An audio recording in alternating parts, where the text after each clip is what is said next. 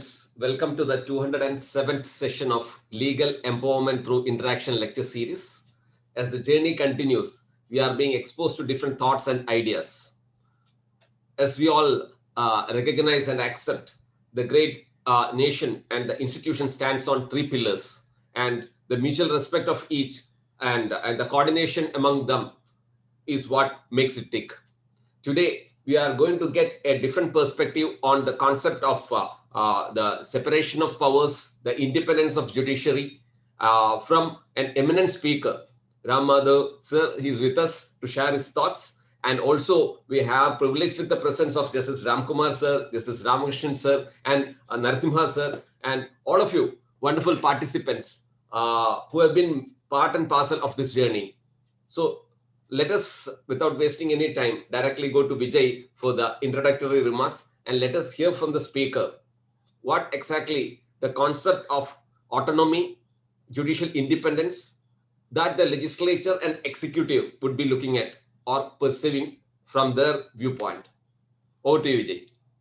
Yeah, Mr. Ram Madhav is currently a member of the National Executive of the Rashtriya Swayam Sevak Sangh, and formerly the General Secretary of BJP, during which period the BJP had achieved great success, especially in the Northeast and Kashmir. Mr. Ram Madhav presently serves as a member of the Governing Board of India Foundation, an association which seeks to articulate Indian national perspective on issues of national and international importance.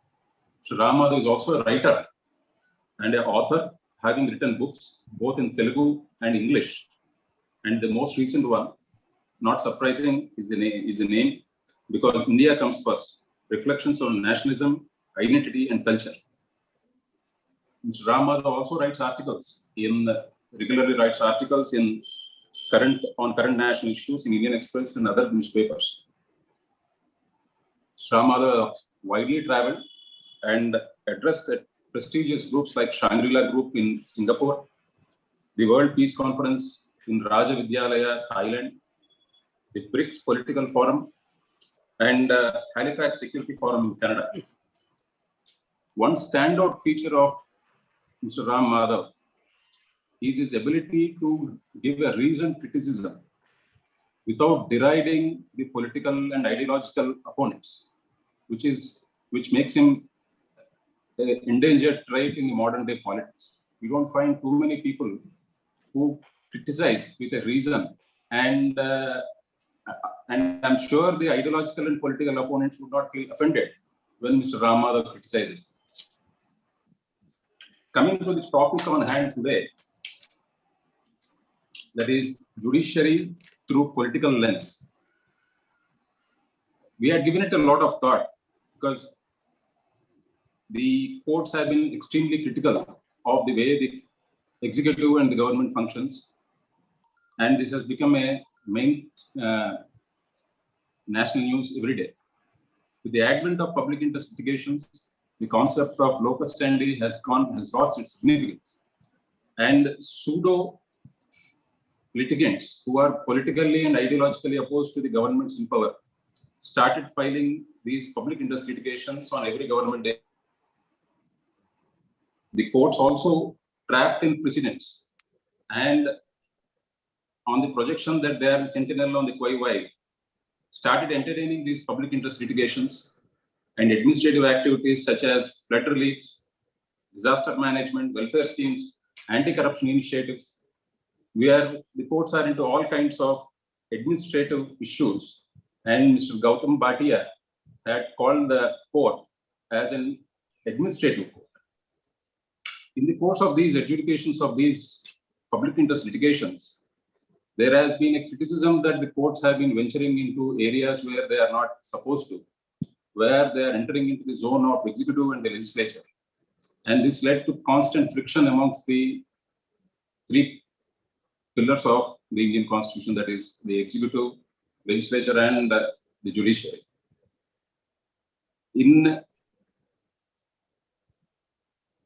There is some study on the impact of politics and the ideology of the government in power on the judiciary. There has always been an impact. But the kind of public interest litigations that we are entertaining, it seems that the courts seem to have more impact on the politics. Converse in India, courts seem to have more impact on politics and the electorate.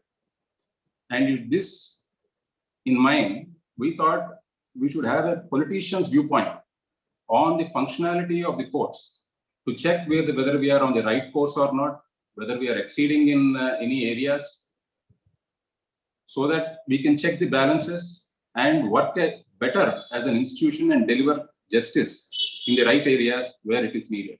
With this, I request the Speaker of the Day, Sri Ram Madhav ji, to address us on this delicate issue. Thank you, sir, for accepting the invite. Thank you, Vijay. Over to you, Ramadhav sir. Thank you, Shyamji. Thank you, Mr. Vijay. My regards to all the eminent jurists present in the audience and my dear friends. I am going to talk about a very sensitive issue, but don't be surprised if I end up siding with you. I end up on your side because I also come from a lawyer's family. So I have some kind of soft corner for the profession, and of course, I study the history a lot. So based on my knowledge of the history of not only our country, but the global history, and also the prevailing situation, I probably would make a few observations on this very important topic. There are many eminent luminaries present in the audience, retired justices and others. I am a non-entity when it comes to legal fraternity. So my views should be taken as the views of a lay individual citizen, a citizen who is concerned about the politics of the day that involves everything, including judiciary. Let me start by making one observation. It can be taken as a slightly profound observation, because through my entire talk, I'm going to stress upon this, that this whole urge for independent judiciary is a very difficult entity in democratic setting. Democracies and independent judiciary, they do not go together. It's very difficult. And when I say they do not go together, it needs a lot of conscious efforts on different sides to make it work, to ensure that judiciary at least remains independent of any political influence and vice versa. Now, if you look at the very beginnings of democracy in Greek city-states, there the entire jurisprudence was in the hands of the citizens.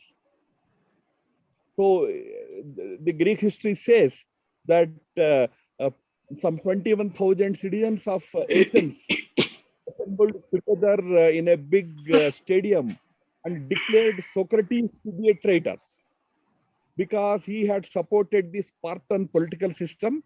So he was declared as a traitor and asked to choose between whether the state should kill him or he himself would commit a suicide. Now, justice there was very democratic because all the 21,000 citizens together delivered the judgment. But therein lied the danger of democracy also, that the majority of the citizenry can decide what is right or what is wrong for the people. So that is why that prompted even Plato to say that the Greek democracy is not actually a democracy, it is a mobocracy. We don't want that kind of a system. From there, we traveled a lot of distance. In Europe, they had a different experience. They discarded democracies because the place of democracies was taken over by theocracies. Not even kings, but the religious order used to decide about what is right or what is wrong. Until the age of Reformation, they were under this. I'm sorry, I'm coming back to the topic that in Europe, until very late in the 17th, 18th century, they did not have the concept of independent judiciary even from the theocracies. even from the control of the clergy or the Catholic Church. Only country that really succeeded in having a real independence of judiciary so far, in my knowledge, is the United States of America. The Montesquieuian principle of separation of powers was taken as the inspiration by the founding fathers of America, and they implemented it well in that country. So you see a fine separation of powers and responsibilities between among the three important institutions, namely the legislature, the executive, and the judiciary in America. Friends, let me tell you, no other democracy in the world has such real watertight separation, including India. Now, in India's case, when we became independent, in the Constituent Assembly, there took place a lot of discussion about this question of judicial, independence. Many eminent jurists were there in the Constituent Assembly. They argued that we should have, very important separation of these two wings, the governance and the judiciary. So everybody was in favor of it. Even Ambedkar was in favor of it. But what model to follow? There was no clarity. Now here I am making another observation. Maybe I'm subject to correction. This whole talk that finally our constitution has created three independent institutions, equally important institutions of legislature, executive, and judiciary, is just a misnomer. It's a myth. The reason being, we adopted the British model governance in our country, Westminster model. In Westminster model, there is no separation of executive and legislature. The legislature appoints the executive. The ministers are members of the parliament. Ministers head the executive. Where is the separation? And it's not just in India. It is the same case even in UK, in the British Parliament. And until early 2000s, some of the eminent jurists know, until early 2000, they did not even have a Supreme Court. The House of Lords was the topmost, uppermost appellate body for the British. So this whole myth called, we created a very, very unique system of separation of executive, judiciary, and legislature. I consider it simply a myth in India. We have not created any separation. Our constitution does not talk about any independence of judiciary, any autonomy of judiciary. Having said it, to the credit of the Supreme Court, that Supreme Court over the course of last several decades has tried to create an independent, autonomous identity for itself. This credit goes to the learned judges of the Supreme Court. They had to fight against the executive and insist that there should be some amount of independence and autonomy for judiciary, which is very well taken. Ideally, I would say that what should India have done at the time of independence was not to get into this discourse of whether we should follow American model or the British model. What we ended, in fact, in the Constituent Assembly, Ambedkar himself makes a very important statement. He says, we have two models in front of us. One is the American Constitution model, and the other is the British model. Now we have to adopt from one of these. So we are drawing richly from the American model. This is what Ambedkar said. But remember, we adopted a political system which is British, the Westminster system. And we wanted to adapt a system, a certain aspect of American model when it comes to separation of these three wings. That ended up as, proverbially it is described as a square peg in a round hole. Ideally, what we should have done was, if we had considered the Eastern wisdom and created the judiciary as a completely separate entity. So why I'm saying Eastern wisdom was, let me take you to, because I started with the Greek history, let me take you to the Chinese history around that time. Confucius was giving the legal, civil, social principles for the Chinese society at that time. A very interesting anecdote comes in the life of Confucius. One disciple asks Confucius a question. You see, if somebody slaps you on one cheek, there are two answers that people say, two kinds of responses one should give, people say. One is the very Jesus way or a Gandhian way, show the other cheek. If somebody slaps you on one side, show him the other side. But there is another way. If somebody slaps you on one side, I mean, for one tooth, the entire jaw. You give him a reverse slap with such a big slap to him that he would not dare to slap you back. Now, the disciple asks Confucius this question, which one is the right approach? Confucius puts a counter question. Confucius' counter question was, if you do good to someone who is doing bad to you, what would you do to someone who does good to you? As lawyers, you understand this complicated formula. So then Confucius gives the answer, look, you should always do good to those who do good unto you. But to those who do bad unto you, you should not do bad. You should give them justice. Now, giving justice is not doing bad to him. Giving justice is a very high idea, very profound idea. Somebody needs to have a great caliber to give justice. So in our philosophy, in Indian philosophy, that's why it was stated that yes, the king is powerful. He will be the deliverer of justice to the people. But remember, there is somebody above the king who will say whether what king is doing is justiciable or not, justified or not.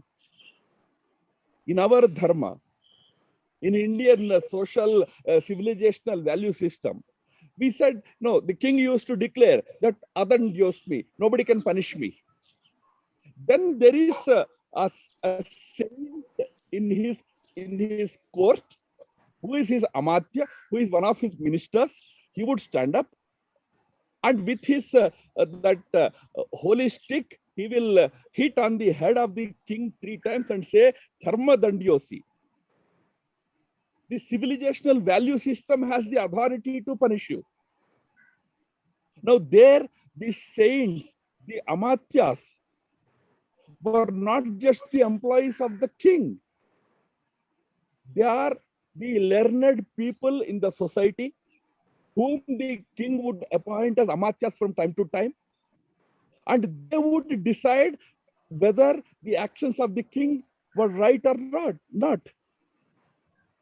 Now, obviously, that group of people were superior to king when it came to the adjudication about something that king is doing is right or wrong. We should have tried something like that, a modern version of that. Instead, we decided the Montesquieuian principle is good. So because America is adopting, we will also adopt. We will declare that all 3 wings are equally important and equally independent. And then we created a system which does not give that independence. Friends, that is where we are struggling to this day. So when the courts or learned judges realize that, after all, the so-called autonomy, independence of judiciary, that doesn't exist under Indian constitution. All right, we are treated as equals, but that separation doesn't exist. That is when they attempted certain measures during the regime of Indira Gandhi.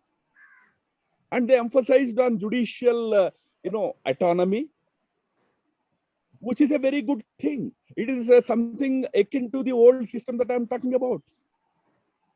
Judiciary should have its autonomy, and that there should not be any debate in this country. political parties, non-politicians, everybody should agree on that one principle, that judiciary should remain autonomous. But what is autonomy after all? Autonomy brings a lot of responsibility on the people manning the judiciary. So that is where we need to really seriously look at certain happenings in our judicial system. Autonomy is agreed, autonomy is fine. But in the name of autonomy, are we trespassing? Are we crossing that great line? Because, as I said, for delivering justice as per Confucian doctrine, you need to be extremely knowledgeable, wise man. Then only you can deliver justice. Otherwise, you can only give a judgment. No, for one slap, you should give 5 slaps, can be a judgment. But that's not necessarily your wisdom. For you to really give justice, you need to have that wisdom. Are we filling our courts with such wise people? Is a big question. When we want autonomy, we need to have such people. In US, I said there is complete autonomy. There are a few reasons for it. Not that the citizens or judges in US are superhumans and we are not. No, there are certain institutional mechanisms that allow for them to really be autonomous and impartial. One of them is lifetime judgehood. Once you become a judge, you are there for your life. Secondly, they get very highly paid, unlike our judges and our judicial officers. So once you separate it, you give it certain kind of an incentive, proper incentive, so that you have right people there. Secondly, judges have to think, once you want autonomy, you have to actually now then demonstrate that you deserve that autonomy. We should make the retirement age of judges 70 years and declare that you cannot hold any public office for 10 full years. Give very good remuneration to judges. Let them be content with the salary and the perks that they get after the retirement. Then you can be really doing justice to autonomy. But having said it, we had extremely good cases, extremely good examples of judicial autonomy. But remember, when you start asserting your independence and autonomy, the executive is not going to sit back. It will hit back. Indira Gandhi did it. Indira Gandhi bypassed three judges to make Justice A.N. Ray, the Chief Justice of the Supreme Court. Those 3 judges had to retire, voluntarily resign and quit. The point is, had A.N. Ray told Madam Gandhi that no, we will follow the system of seniority, probably things would have been different. But A.N. Ray found it appropriate, prudent to accept that.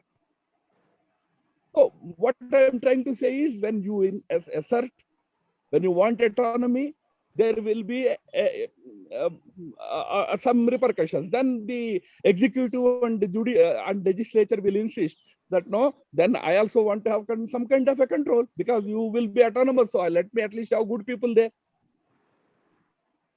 So autonomy brings these kind of challenges, which the judiciary should be prepared to handle.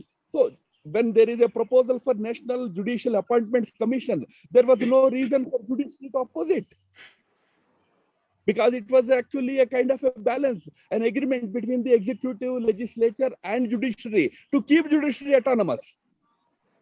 But judiciary wants autonomy, but at the same time doesn't want a commission where others are also having some kind of a say.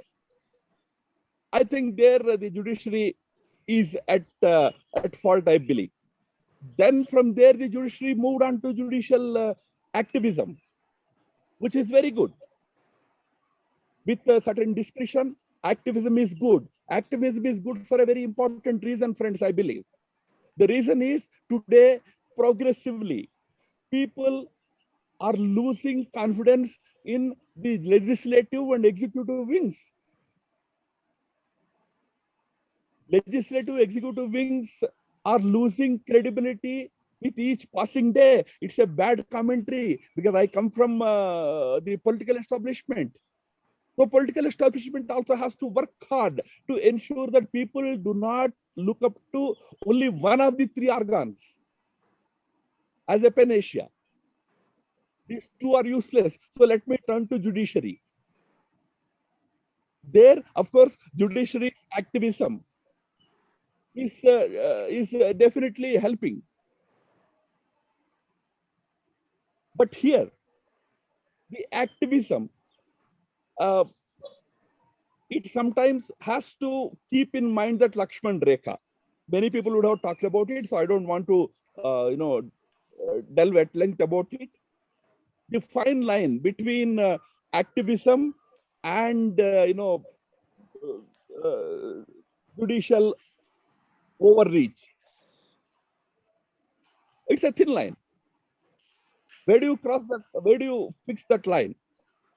It is important because in overreach, what the judiciary is actually doing is trying to do things that the executive and the legislature are expected to do. People will be happy because they have certain grounds against the political establishment. So if somebody else is doing things that they assume that the politicians are not doing, people will be happy. Acha hua, at least these people are doing. But is it good for democracies? If democracies have to function, even the legislature, even the executive should be encouraged, propelled, pushed hard to deliver. Where judicial freedom, independence, and judicial assertion matter is when legislature or executive become proactive and try to push down certain policies. If those policies are found to be not in the larger good of the people, there we need judicial intervention, judicial scrutiny, judicial autonomy to scrutinize. Even scrutiny word is not there in Constitution. Generally, it is understood as scrutinizing the judgments of lower courts. But later on, Supreme Court has today taken on the mantle of scrutinizing the legislations, the policies that the governments make. Fair enough. That is where the Lakshman Rekha lies. There is an important reason for it also. That reason, again, the judiciary should remember two important reasons I mentioned. One is, see, the policies of the legislature or the executive are guided in any democracy by majorities. It is defined by majority. Whether it is Article 370 decision or Citizenship Amendment Act, any decision you take, Triple Talaq Bill, anything is passed by majority. That is what is Westminster model of a British parliamentary system we adopted. But remember, there are non-majorities. Where will they go? Why I am saying non-majorities, why I am using the word non-majorities is majority in democratic sense need not be 51%. It can be 35%. All that we need to ensure in the House is to see that another 15% walks out. But that 15% is not part of the policy making. So the non-majorities then have the option of turning to judiciary, which again is not an elected body. But this is the beauty of our entire democracy. You have the elected bodies on one hand and non-elected institutions like Election Commission or the judicial system or the Vigilance Commission, non-elected, but they have the power of scrutiny of the policies of the government. But the Lakshman Rekha lies there, where that scrutiny and activism ends and where the overreach begins.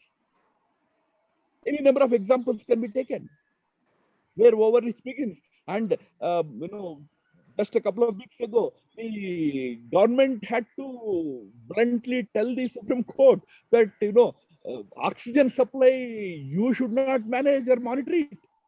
It's the duty of the state. Let executive do its job. No, that is what is called overreach.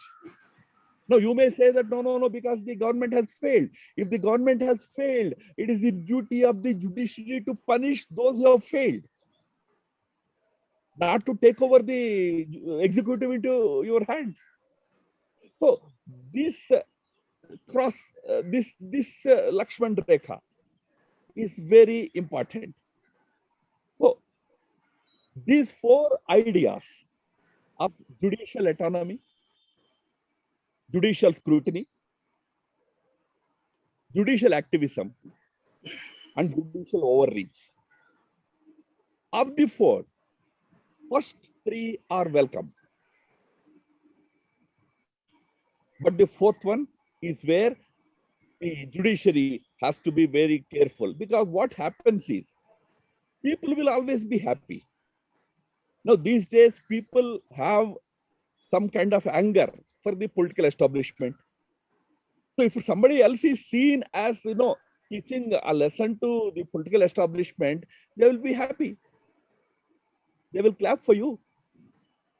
But is judiciary there for public applause? Are they going to contest elections tomorrow? Judiciary is there to ensure that the democratic institutions function. To the extent the autonomy is required, to the extent the scrutiny power is required, to the extent the activism is required. That is fair enough. The second fallout of it, as I said, is while some people will be happy, the legislative class will be very happy because they were supposed to deliver. They don't deliver. People won't question them. People will simply come to the court.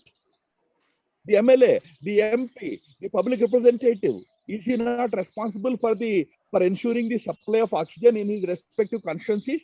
Should he not be playing a proactive role? No, he is simply sitting at home, and Supreme Court is saying, I will distribute, I will monitor.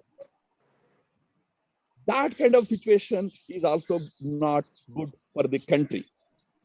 Friends, while I do agree that the judiciary should enjoy certain amount of autonomy, certain amount of scrutiny, authority to scrutiny. In fact, an enormous amount of authority to scrutinize is vested with the judiciary today. Not exactly vested. Practically, judiciary took it upon itself to scrutinize. And thirdly, the activism part is also welcome, as long as it is not discriminatory. While in activism, you give priority to a particular case of a high-profile person, but you simply ignore the case of an ordinary person. Even that kind of activism is not good. But the last important aspect of judicial overreach must be desisted from.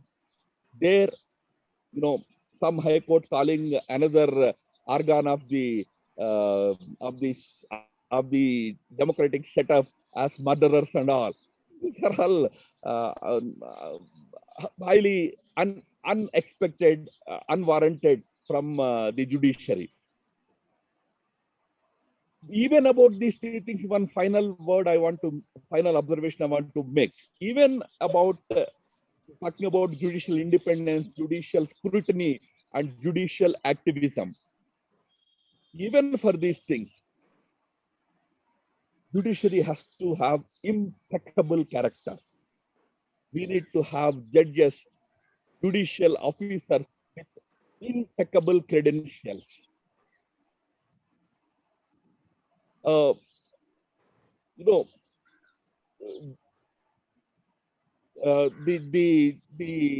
judicial establishment, which is responsible for its own functioning, because right now only the collegium system works. No other system produces its own officers. But in judiciary, there is this arrangement right now. What happens once we all agree about National Judicial Appointments Commission, I don't know. But right now, it is internally running system. So then you should really pick up best people. You cannot have a situation where the credentials of individuals are subject to public scrutiny. You are not seen as biased. If you are proactive, you have to be proactive all the time. As I said, if those non-majorities in the parliament, if they come to you and if you simply don't take up the case at all, then where will they go? If the judiciary becomes the echo chamber of the legislature, will it really help having autonomy, scrutiny, and all that then? So the autonomy, the scrutiny, the activism also means that you are not becoming the echo chamber of the legislature and the executive. So these three qualities require you to be a different entity before the people. But at the same time, you have to respect, the judiciary has to respect the equally the independence, the authority, the rights, the powers of the executive and legislature, and hence no overreach should be allowed. Friends, this is where we stand today on the question of judicial freedom and judicial accountability. I think I'm sorry if I have made any slightly harsh and stringent observations. Please take them as my own, lack of understanding, and excuse me. And here, thank you and namaskar. Thank you very much, Ram Madhav sir. A well-balanced and a very articulation was great. And let us first go to Justice Ramkumar sir for his observations and comments. Thank you, Shyam. An excellent feedback on a different perspective. Certainly, it is not for the judiciary to run the nation. But then, judicial transgressions into forbidden areas are very often justified or sought to be justified on the jaundiced alibi that the executive or the legislature does not do their duties in times of need. They remain lethargic to very important situations. Anyway, that is a matter that there will be judicial adventurism. There will be all these things you can't check. It all depends on, of course, in some public interest litigation, judges are virtually unwittingly carried away by the arguments also. Some cases it's not deliberate. They are just carried away unwittingly by the arguments addressed by in certain public interest litigation. Barring instances of inevitable judicial activism, in cases of legislative or executive vacuum, I don't justify any role in judicial adventurism. But then, for example, Shraddhananda is, according to me, a clear case of judicial transgression into the field of the executive. When the executive has the power to prematurely release or cut short the period of incarceration of a convict, it is not for the judiciary to fix the time limit of the. Of course, when you are imposing sentence of imprisonment for life, it is still the biological life of the prisoner. But then, why these prison rules? Why these commutations? Why these 432, section 432, 433, CRPC, etc.? They are all given powers given to the benign government to show. In fact, even Justice Krishna used to say in Maruram's case, beyond 8 years, you don't put him behind the bars. He will become a wreck. That's what the Justice Krishna said. Therefore, these are all areas where the executive is given the power to prematurely terminate the incarceration of a convict. So Shraddhananda, according to me, is a clear case of judicial transgression. Then, of course, judges' appointment, still the controversy is going whether judges are justified in arrogating to themselves the power to appoint judges. But then there is also the other way, the other aspect of the legislative excesses, legislative overruling of a judicial verdict, very often without rectifying the mistakes pointed out by the judges. Legislature at times indulge in legislative overruling of a judicial verdict. Then instances of executive excesses, supersession of judges, etc. We have been hearing about the need for committed judiciary, independent judiciary, judicial autonomy, committed judiciary. Every government wants a committed judiciary.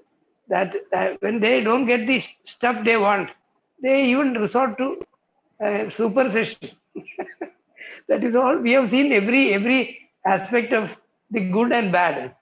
So, according to me, the good and bad will continue. You can't have any watertight compartments.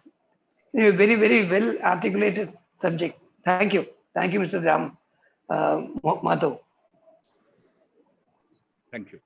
Thank you, sir. Over to you, Justice Ramakrishnan, sir. So it is a controversial subject where there is always a agreement with disagreement as to whether one intervening with one department to the other department, as rightly pointed out by Justice Ramkumar.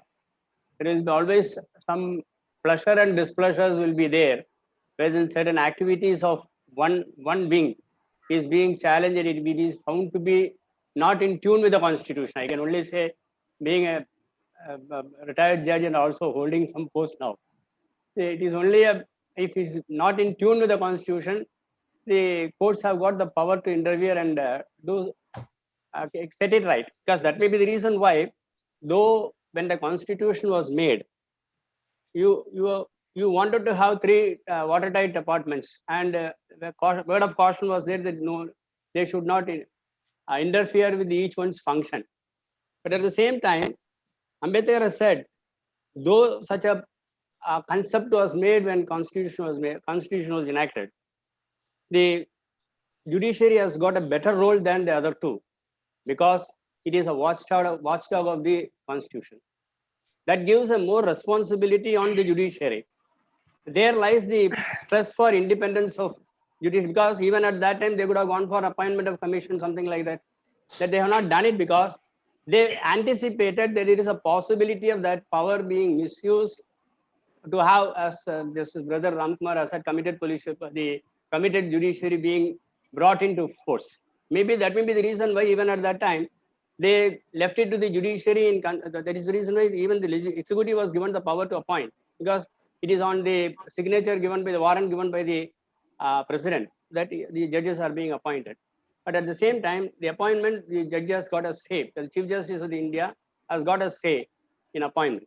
That was recently the consultation with the Chief Justice that will not be done. So an upper hand has been given for appointment so that some, what you call, as you have said, knowledgeable persons who are expected to come for that post can be possibly taken independently without any committed politics. That may be the reason why one. Secondly, another role was also given under the Constitution itself, because advisory jurisdiction, when the president wants the advice, when he has got some doubt regarding the constitutional implication on a particular issue, on the presidential reference, judges are being asked to give their opinion as how that particular situation will have to be dealt with. So all those things visualizes a presupposed, I can say, foreseeability of the forefathers of the Constitution, that there must be always an independent, autonomous body required, though it may be said to be 3 pillars which should not interfere with each other. Judicial power, judicial review, power of judicial review was also provided. Why? When these 2 wings goes wrong on taking any administrative or legislative decisions, then the power of judicial review will come to rescue for the purpose of protecting the virtues of Constitution. Probably that may be the reason why though we say that there are three watertight compartments have been provided as provided in the American Constitution, etc., though adopted slightly, but it was not there. But even during the discussion in the Constitutional Assembly, when constitutional provisions of appointment of judges have been taken up, they said the independence of judiciary must be maintained, otherwise it will be a threat to the democracy. Because there must be somebody else, somebody must be there to watch the other two wings when they go wrong, to advise them to go in the right way, in tune with the provisions provided in the Constitution. So in that way, as even the Speaker has agreed that there must be an independent judiciary is required, but how far they can maintain the independence, etc., are always left to the wisdom of the person who is delivering the judgment also sometimes.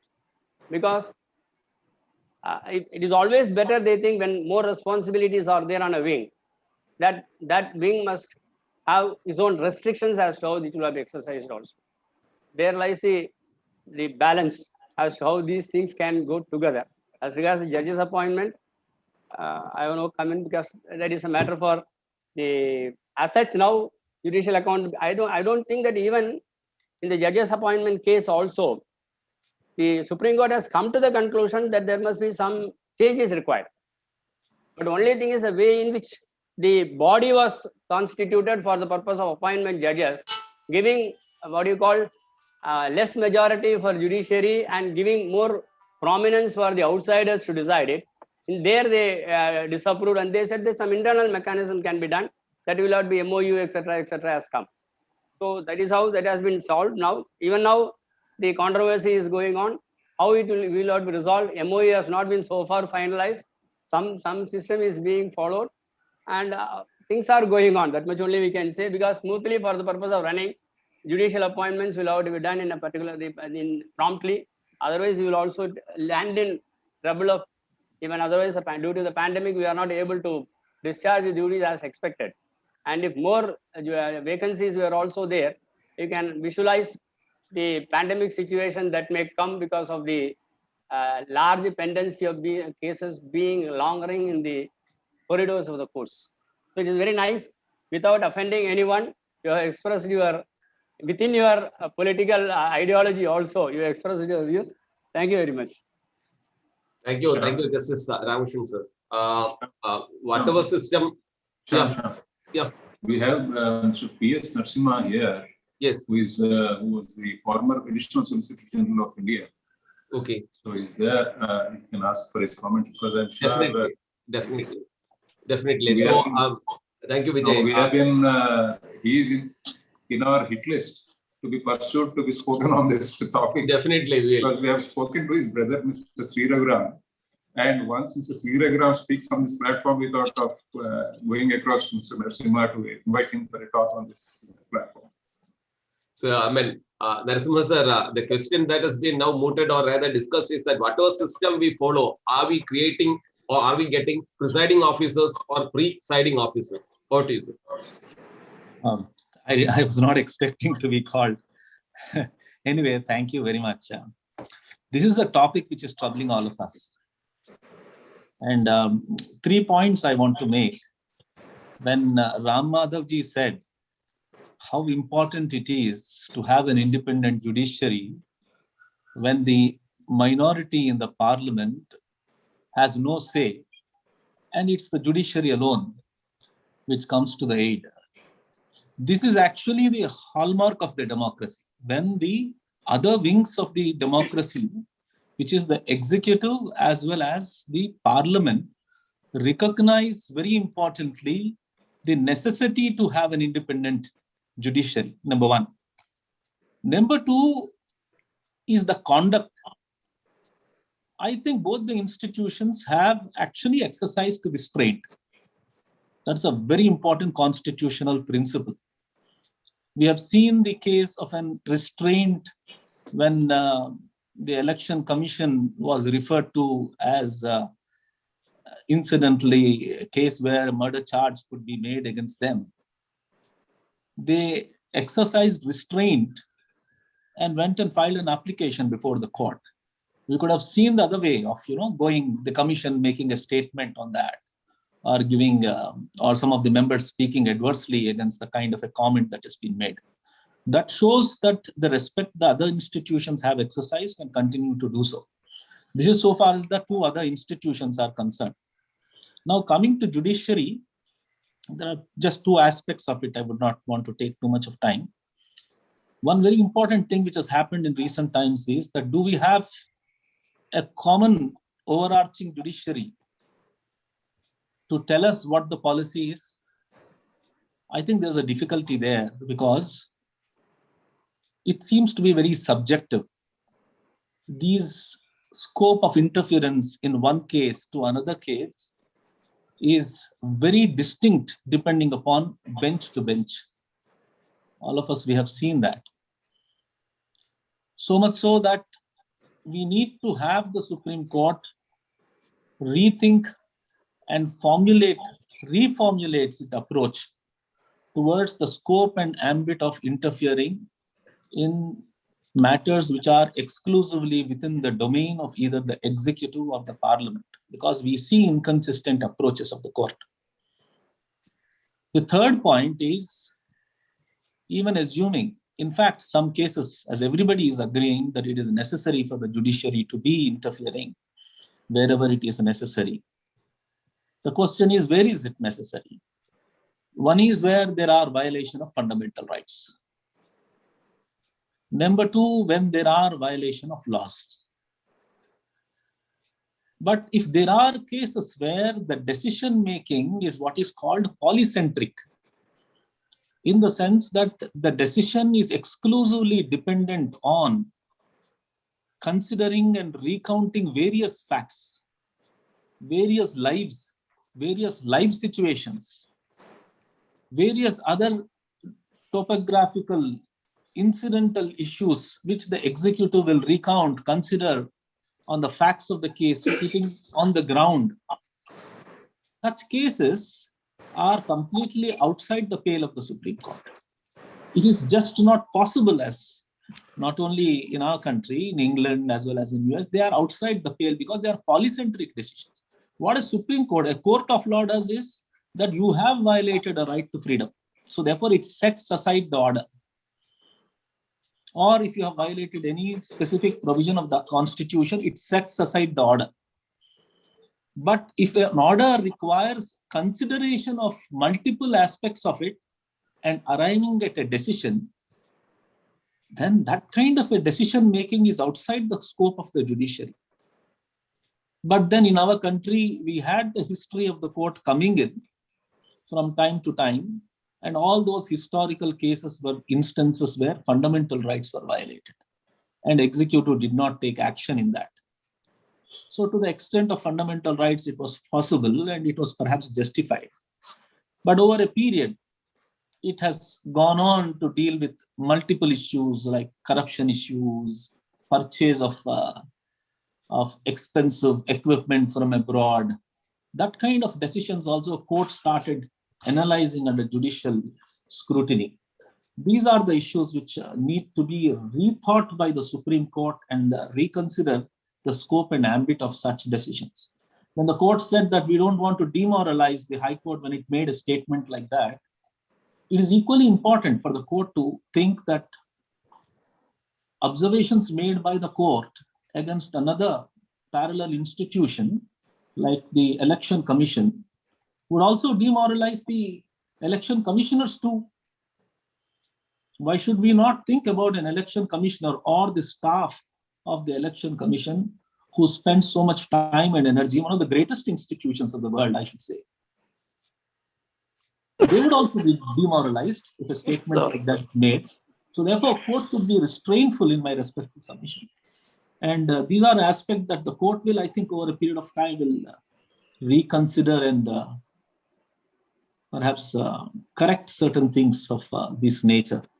But it's across the board, everybody's view that the independent judiciary is the absolute and the total necessity of the nation. Having said that, I think I return back to you. Thanks for giving me this opportunity, which has come to me unexpectedly. Thank you, sir. Ramadhan sir, we know that it's almost 6:34, but with your permission, a short interaction, if possible. Yeah, no problem. Yes, Dr. Srikant, please. No, I do not have much to speak after such stalwarts have spoken on this particular, except to say that we are a common law country. Let's understand that very clearly. We are a common law country, and let's try to understand what other common law countries that we are trying to emulate, or are we moving to a civil law kind of jurisdiction? Because we seem to be confused in the first place whether we are common law or civil law, because our acts or the code seem to be saying otherwise. That is beside the point. But the point I'm trying to make over here is the question of, I think the question which is, or the valid question which is being raised is the beyond reasonable doubt or beyond doubt that can be placed on anyone. Historically, it has been defeated that nobody is beyond doubt. That is how the question of a social structure arose from ancient civilizations. If you have to go back, I don't have to go back to the Americans to understand how social systems of the Roman civil law actually evolved. The Roman civil law evolved from the concept of the higher morality. So from that particular point of view, I believe definitely there should be some kind of checks and balances. At least the final word that is being spoken is should be subject to certain review, or it should be spoken by someone who who is answerable to public at large. At the end of the day, the public are it's a democracy. It's the public who are the end recipients of any judicial or legislative dialogues that happen, in my opinion, at least. So that being said, I have no views in terms of the judicial appointments commission or any other composition. I'm not aware of the facts of the amendments so made, except for the fact that there should be a higher morality for everyone, and transparency is what I believe the end game of the higher morality is. If we peep through the whole of morality as such, I think people are looking for transparency, and in the whole process somewhere some kind of review and resistance, so to speak. So transparency is something that, for example, the collegium system, or we could go at length about it, whether it's an established principle, are we following any I would say, traditional practices by adopting a collegium system which doesn't exist in the constitution at all, is also questionable, in my view. So I could open up a whole Pandora's box if I talk about that. So Thank you. Thank you, Srikant. Yeah, Prem. Well, that was a absolutely erudite talk, and as a speaker, he has put it, and as one of the participants also, Narasimha sir, he also has put it that independence of judiciary, of course, it is a constitutional vision which is ingrained in our constitution. True. But if you see, we have a tale of constant struggle between the executive and the judicial, wherein political influences and prejudices, they really seek to corrupt the process of imparting justice. Now, normally, as a speaker, he has cited one occasion. The Chief Justice of India is replaced by the second most senior judge. Now, take for example, our country has witnessed 3 occasions where junior judges superseded their seniors to become the Chief Justice of the Supreme Court. Out of which, on 2 occasions, you can see that the superseded judges had given unconducive judgments to the executive, while the superseding judges, they had given a much palatable judgment to the executive. The first one, of course, following the Keshavananda Bharati case, where Justice Ray becomes the 14th Chief Justice of India, superseding 3 judges like Justice Shelat, Justice Hegde, and Justice Grover. And immediately, see the 15th Chief Justice, Justice Beg, who bypasses Justice Khanna for the ADM Jabalpur case. Now, even before this SP Gupta, that's a first judge's case, we had another case, which was one following a mass transfer of the High Court judges who had delivered judgments as against the government during the emergency days. And Justice Seth was transferred to the Gujarat High Court from the Andhra Pradesh High Court. And he challenges that constitutionality of his transfer in the Gujarat High Court on the ground that it was without his consent and without the consultation between the President and the Indian Chief Justice. And his petition was allowed. And an appeal, the Supreme Court nearly disposed that particular matter on an assurance by the central government who assured to withdraw the transfer. Better not to mention the judges' cases 1, 2, and 3, which was again followed by the NGSC decision of 2014. Now, I would feel that the judges took the liberty of almost redrafting the constitution, inventing and then crystallizing these collegium powers in the appointment of High Court and Supreme Court judges. And to be very honest, I don't intend to insult anybody, but to be very, very honest, we have witnessed totally incompetent lawyers being made High Court judges. Totally incompetent. Who knows nothing. Zero stuff lawyers being made High Court judges by this collegium system. And we still witness the uncle judges syndrome in its full swing. Now, in the Bantu Mukti Morcha case of 1983, when Justice Bhagwati introduces the public interest litigation concept in India, in the same judgment, Justice Pathak, he had warned against the temptation of crossing into the territory which properly pertains to the legislature or to the executive. And I'm so sorry to say the judiciary also is now under the same toxic cloud that has allegedly enveloped the other two major organs. And independence of judiciary and the idea of separation of powers, that is not meant to do away with the interdependence of these three branches of the government. As the speaker has pointed out, we have witnessed judges who play for the gallery. And as Narasimha Sir has put it, the Chief Justice of Madras High Court, he commented that the Election Commission would be charged for murder because the unrestricted election rallies permitted by it were responsible for the surge in the second deadly wave of COVID-19. And kindly see, a challenge was made, a very polite challenge was made before the Supreme Court, seeking that media should not report these kind of disparaging remarks. But the Apex Court refuses to interfere. Now, we have seen the High Courts and the Supreme Courts interfere in the issue of supply of oxygen to treat this COVID-19. And rather interestingly, we can see the Supreme Court, which really held back the Delhi High Court and the Allahabad High Court from issuing any directions in this regard, itself has intervened and decided to monitor the allocation of this medical oxygen, which we know it is purely an administrative task. And as you could see from the history itself, the courts have really intervened in the matters emerging from the legislatures.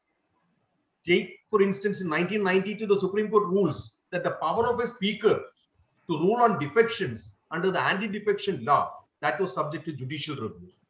Now, this power was used to restore an order after a very sordid drama of the defections in the Manipur Assembly in 1994. And the scope of this intervention that expanded a bit in the mid as well as in the late 1990s, when the defections and counter defections became quite normal in the Uttar Pradesh Assembly. And the Apex Court even goes to the extent of intervening in the legislative affairs in 2005, when it literally prescribed the manner in which the proceedings were to be conducted in the Jharkhand Assembly. Kindly see, in this particular case, the Apex Court, which is the guardian, the ultimate guardian of our constitution, of the entire rights of the citizen, almost came close to breaching Article 212, which really bars the courts from inquiring into the proceedings in the legislature. In these kind of matters, I do feel that the courts have really transgressed into the political territories. And 3 years back, to be very precise, it was on the 18th of January 2018, when we saw an unprecedented move by 4 senior judges of the Supreme Court, laying bare the improprieties in the highest echelons of the judiciary before the whole nation. And we saw the aftermath of the meeting, which was pregnant with the possibility. We all thought would the Chief Justice Deepak Mishra would resign, or would the Parliament, which had been angling to pass judicial accountability law, would the Parliament do that? And above all, would it mark a new beginning, at least for the Supreme Court itself, as an introspective institution, candid about its own faults and open to being scrutinized? And you remember, one of the judges was none other than Justice Ranjan Gogoi, who, after demitting from the office of the Chief Justice, even before demitting, as told to you by the Speaker, he was nominated to the Rajya Sabha. Judges merely wanted judicial independence. And the seminal issue of judicial transparency or accountability, that is still an illusion. It is an illusion. One cannot turn blind to the transfer of the Chief Justice, Vijaya Tahil Ramani, from the Madras High Court to the Meghalaya High Court, and the issues which followed that particular thing. The constitutional democracy, as we see, that rests on the rule of law, the supremacy of our constitution, and of course, the separation of powers, at least to the extent what we see in Article 50. Because orders which do not have a foundation of the law, which don't draw the legitimacy from the constitution, that is bound to shake the foundations of democracy. I know I have taken a bit of time, so sorry about that. And to conclude, I have really 2 questions, because these are questions which would assume significance in this particular era. Number 1 is that, as far as judiciary is concerned, who is going to save the judiciary from these judges? That is question number 1. And the second one, aren't we citizens, the people of India, aren't we having every right to think that this judicial overreach or the judicial activism or adventurism, that is only because the legislature is totally spineless? Because even with regard to the salaries, we see the legislature passes the particular statute, without any objection. And after all, as pointed out by Srikanth, because the common man in whom resides the ultimate sovereignty of this Indian Republic is absolutely clueless of all these things. Thank you so much, sir. Thank you so much for this wonderful talk. Yeah, Mother, sir.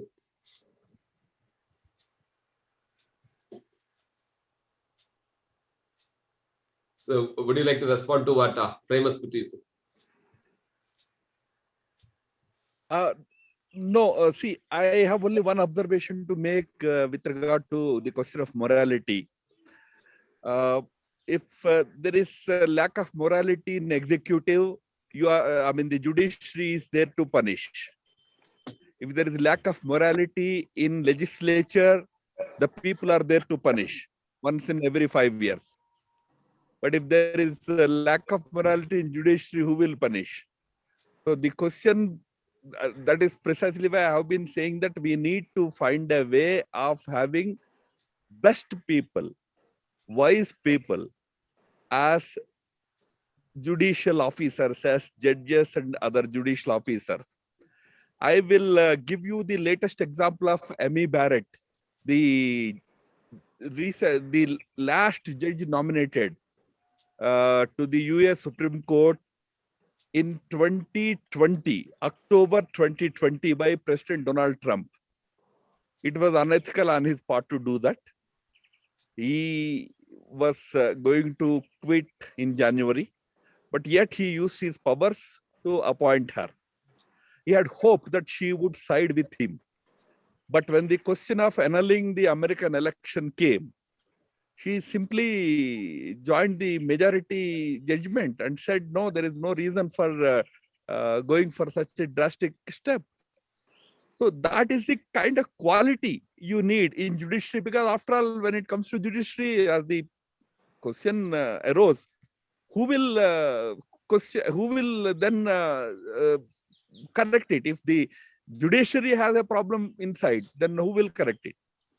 So I think that is the biggest question we have to address. That's why I mentioned at the very beginning, I made an observation. It is very difficult to have a really independent judiciary in the kind of democratic setup we have had for our country today. Democracies and independent judiciary do not go together. We need to make compromises. Having said it, can we still improve the institution? Can we still have good people rising up in the hierarchy in judiciary is the challenge. In that, I feel National Judicial Appointments Commission is definitely not a bad idea. The judicial fraternity should come around to the view that let 2-3 other institutions come together to decide who should be the judges of various courts. That's all. Thank you. Thank you, Ram Madhav sir. Autonomy once you become judges, not while selecting judges. That's a good point. So for the concluding remarks, over to Vijay. Shyam, we also have the person responsible for getting Mr. Ram Madhav on the platform, Mr. N. Ramchandra. He's not there, he's not visible. Hope he's hearing me. He's on a different number. I'll be able to unmute once you identify the person. No issue. He's on a number iPhone 98480-42564. He's a senior advocate and former MLC. Yes, sir. Yes, sir. Sir, good evening, sir. And Mr. N. Ramchandra, he is the person responsible for getting Mr. Ram Madhav today. Sir, you'll have to unmute. Sir, unmute, sir.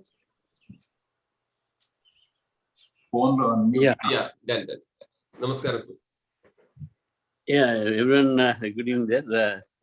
It was really a nice interaction, and Ram Madhav has really given a wonderful opinion of his side, and there are a lot of reactions on that, and a lot of questions were also made and seen. So I think right now, because I don't want to take much time, because many of the speakers have really added their inputs to the entire subject.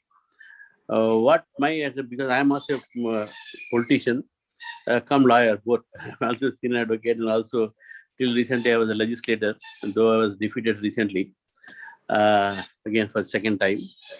I think the people's perceptions, general perceptions of politics, because we keep seeing in the legislative debates that because of the courts, the certain projects are held up, but because of the court's interference in the public interest litigation, government is not able to take certain decisions and all those things. I think the perceptions of these common man or politicians should change with the judicial activism. Though public interest litigation has now turned, as someone said, it is publicity interest litigation. Someone may say something else, but there should be definitely a yardstick for entertaining public interest litigations in the courts. This should not, by and large, affect the polity, affect the government's policies, or affect the. Because nowadays, what happens, what we see, the political wars are, being dragged into the courts. That is very unfortunate that the comments out of the record when they make, though they are not part of the judgment, they become the political content for certain political parties. I think this should minimize in the present and how the judges should be very careful in making such comment, because that will be carried on for someone's benefit. So that is what we recently in the Oxygen case or Election Commission of India's case or any other case as such, the opposition parties are, in the case, I don't say that I am away from it. We don't do it. Definitely, when advantage comes to any political party, they definitely use it. Such scope should not be given. Otherwise, the very meaning for the very purpose of the public interest litigation, very purpose of the independent judiciary, and the very purpose of the people's faith in the judiciary is eroded. So I don't, because today we are lucky that at least the judiciary has its own faith. People have still faith in judiciary. So therefore, let us maintain that independence of judiciary with all the restraints and constraints also should be there while giving judgments and interfering in certain issues. This is what I'd like to just give my opinion on this. Thank you, Vijay. Thank you for that. Thank you. Thank you, sir. Checks and balances at every stage. Wonderful. Yeah. Vijay. Sir, thank you very much for your lecture. It was a completely new viewpoint that we had today. Unlike the structured lectures that we hear, it was a completely different viewpoint that we had today with regard to in a democracy that there is no concept of an independent judiciary, something which is always, I will always remember it for a very long time. Now, the judicial independence or autonomy was classified into 4 categories: independence, activism, scrutiny, and overreach. Now, it is only the area of overreach that there is an issue. That precisely seems to be the friction point for the 3 organs. And I don't know how it will be resolved for a period of time. But as regards the institutional appointment, I am always of the opinion that it's always depends on the men in charge who appoint the people. It doesn't really make any difference if there are 2 other institutional people who are there in the process of appointment. So it always boils down to the people who are what kind of integrity they have in selecting the people. That's all it depends on. I don't know how it is going to improve, but we need to, as your kind self has said, that we need to find a mechanism where there is some check and balance in the process. But how that check and balance comes is the intriguing point in this whole issue. And sir, as regards transparency, I am not in favor of transparency in the process of appointments, because it is going to have a bearing on the people who are to be selected or who are not selected in that particular issue. Sir, I would like to thank Justice Ramkumar, Justice Ramakrishnan sir, and Mr. P.S. Narasimhan. On this platform, I'm making a request to him to allot a weekend for us, one of those weekend days, to give some lecture on any of your subjects, sir. We have so Shyam. Yeah, officially that I think it has been accepted as well. We will follow it up otherwise. Thank you, sir. Thank you, sir. And we have adopted him as a family member. No, sir, thank you. And thank you, sir. Thank you, Ramchandra Garu, for organizing this and helping us get Mr. Ramadhan. Thank you very much.